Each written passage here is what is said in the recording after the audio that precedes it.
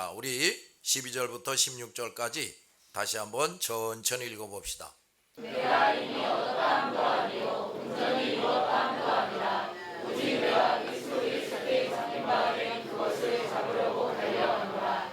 그러나 나는 아직 내가 잡은 줄로 여기지 아니하고 오직 한 일, 즉 뒤에 있는 것을 잊어버리고 앞에 있는 것을 잡으려고 그때를 향하여 그리스도 예수 안에서 하나님이 위에서 부르신 부름의 상을 위하여 달려가노라.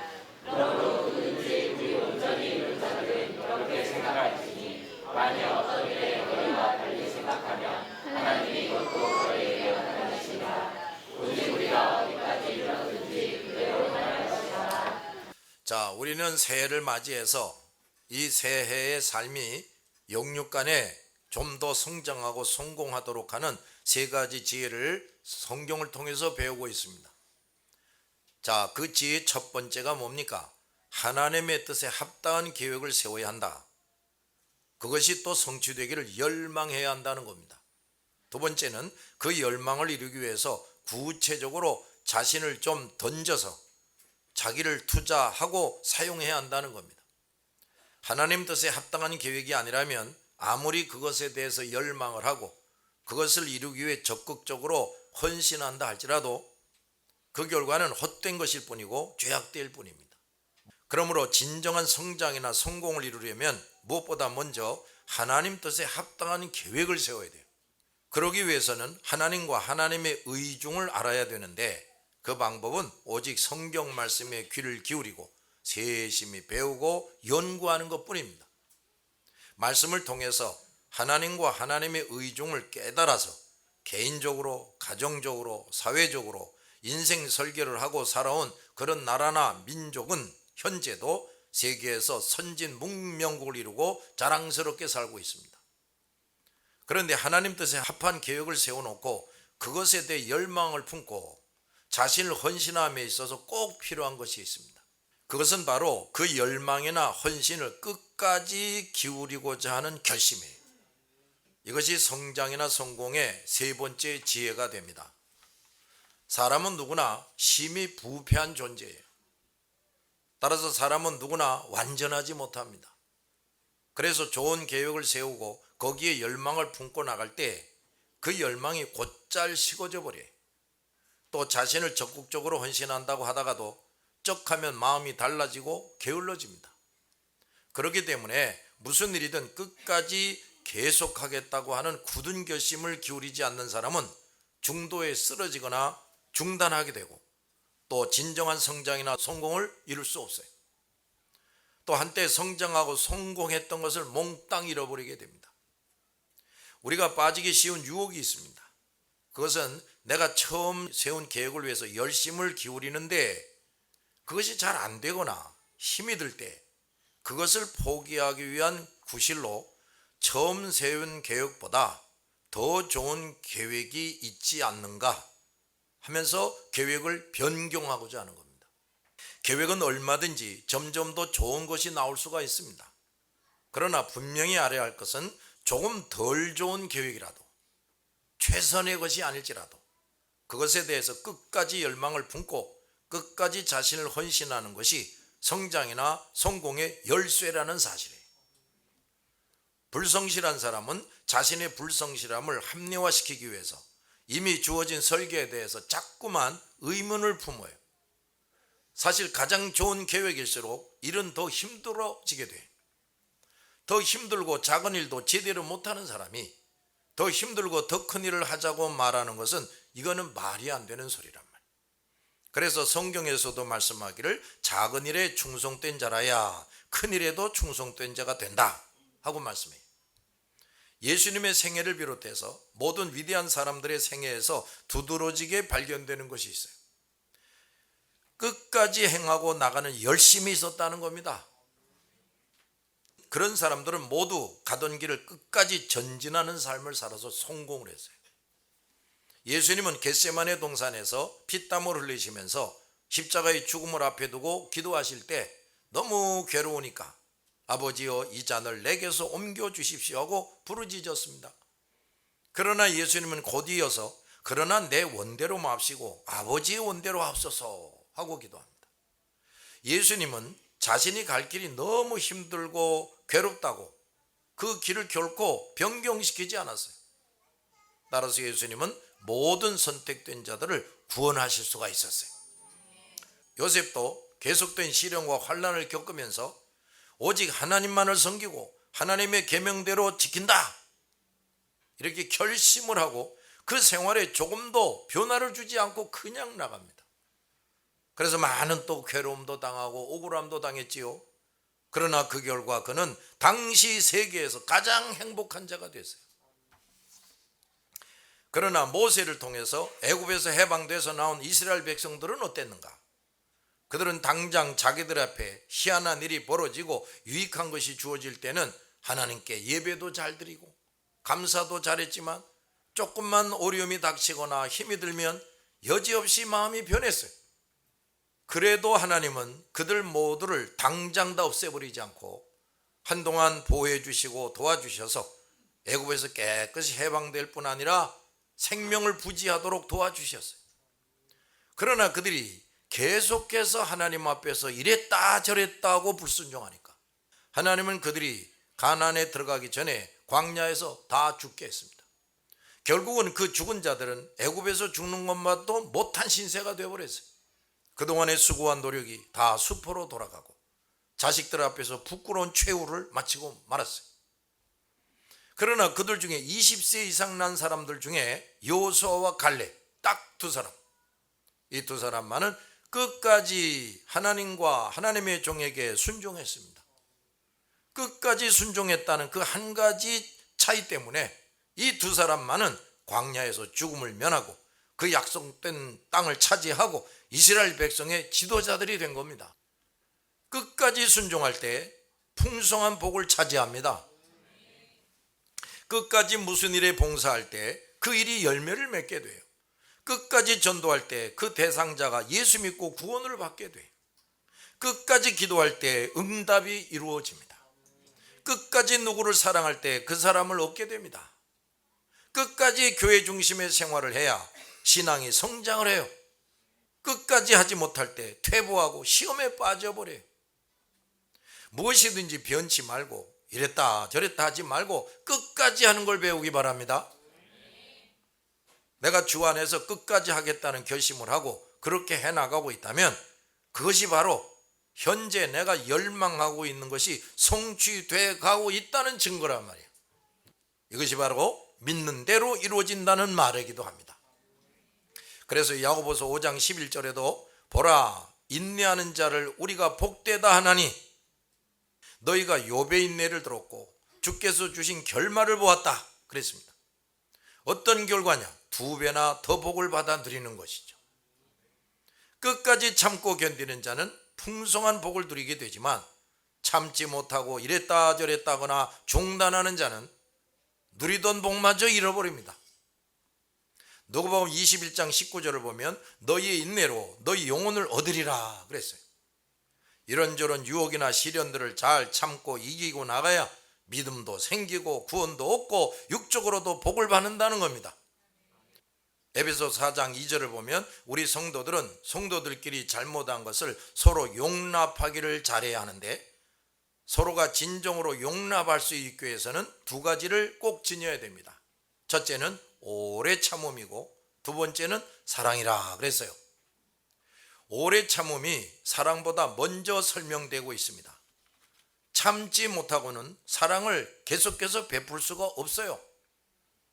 그래서 데살로니가전서 5장 14절에서는 모든 사람을 대하여 다 같이 오래 참으라. 모든 사람을 사랑하려면 모든 사람들의 잘못에 대해서 끝까지 참을 줄 알아야 한다는 겁니다. 다른 사람의 잘못에 대해서 언제나 따지고 비판만 하는 사람은 참지 못하는 사람이고 결코 사랑을 베풀지 않고 있는 사람이란 말이에요. 누가 내 마음에 들게 하니까 내가 그를 사랑하고 내 마음에 들지 않는 사람은 사랑하지 않는 것은 결코 주님이 말씀하시는 사랑을 실천하는 것이 아니란 말이에요. 그것은 어디까지나 자기를 사랑하는 것이고 자기를 유익하게 하는 겁니다. 다른 사람의 잘못을 용서해 주면서 그 사람을 멀리하거나 미워하지 않고 가까이하고 도와주고 나누어주라 이것이 주님의 가르침이란 말이에요. 가정이든 교회든 어디든 간에 그 식구들이 서로에 대해서 오래 참을 줄 알 때 화목하고 단결할 수가 있어요. 내가 누구에 대해서 비난하고 불평할 것이 있다면 그 사람도 나에게 그렇게 할 것이 있다는 사실을 알아야 돼. 오히려 나는 더 많을 수도 있어요. 우리가 이렇게 끝까지 해야 한다 하는 결심을 가지고 나감이 있어서도 몇 가지 고려할 것이 있다고 성경은 가르쳐 줍니다. 첫째, 다 같이 부지런해야 한다. 바울은 내가 이미 얻었다 함도 아니요 온전히 이루었다 함도 아니라 오직 내가 그리스도 예수께 잡힌 바 된 그것을 잡으려고 달려가노라 그랬어요.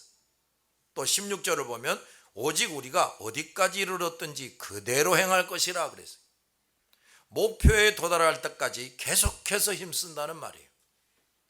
내가 현재 기울이고 있는 열망이나 헌신이 약해지지 않기 위한 수단으로 가장 기본적인 것이 바로 부지런하게 움직이는 겁니다. 부지런한 가운데서는 다른 생각이 일어날 틈이 생기질 않아요. 점점 게을러지고 나태해질 때 다른 생각이 일어나고 이것저것이 식어지는 거예요. 히브리서 6장 12절에 보면 약속을 기업으로 받는 세 가지 비결이 있다. 첫째, 게으르지 말라. 두 번째, 믿음을 가지라. 세 번째, 오래 참으라 하는 겁니다. 그런데 말이요, 이 세 가지 중에 첫 번째가 믿음이 아니고 게으르지 말라 하는 것이었어요.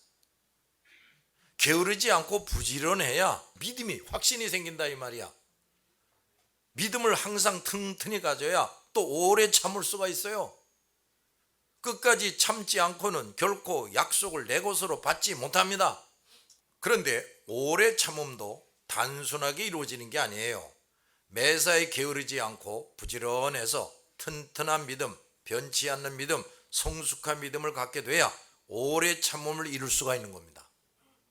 그러므로 튼튼한 믿음을 가지고 오래오래 참아서 약속을 기업으로 받아 누리기 위해서는 우선 게으름과 나태함을 깨끗이 몰아내야 돼.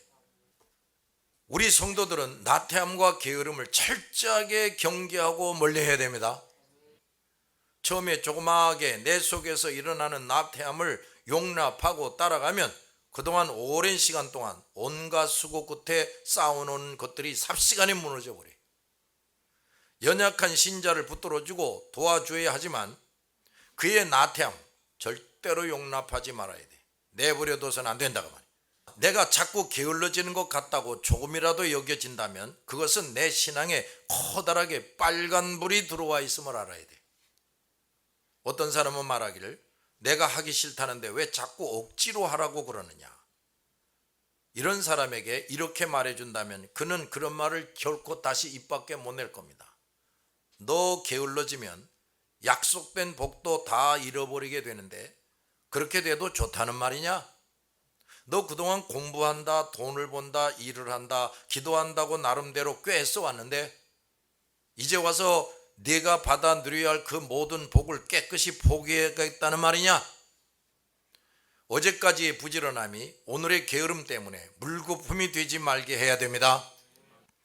게을러지고 있는 사람에게 사탄은 늘 이렇게 속삭입니다. 너는 누구의 간섭도 받을 필요가 없어. 너는 어떤 강요에도 동요할 필요 없어. 너는 다 큰 사람이고 남 못지않게 잘난 사람이야. 이런 속삭임에 속아서 계속 게으름을 피울 때 그동안의 모든 열심이 삽시간에 무너지게 되는 거예요. 여러분, 내가 지금 어떤 면에서 게으름을 피고 있는지, 무슨 이유와 핑계를 대면서 게으름을 피고 있는지 철저하게 가려내고 그것을 내쫓아 버리기 바랍니다. 그것이 해결되지 않고는 믿음도 안 자라고 참고 견디지도 못해서 받을 복을 전혀 받을 수가 없어요. 두 번째, 뒤에 있는 것은 잊어버리고 앞을 향해 나가야 한다는 겁니다. 13, 14절을 보면 형제들아 나는 아직 내가 잡은 줄로 여기지 아니하고 오직 한 일, 즉 뒤에 있는 것은 잊어버리고 앞에 있는 것을 잡으려고 표대를 향하여 달려가노라 그랬어요. 이제 우리는 예수 믿기 전에 저질렀던 잘못에 사로잡혀 있어서는 안 돼. 또 과거의 세상 연락을 또 동경해서도 안 됩니다.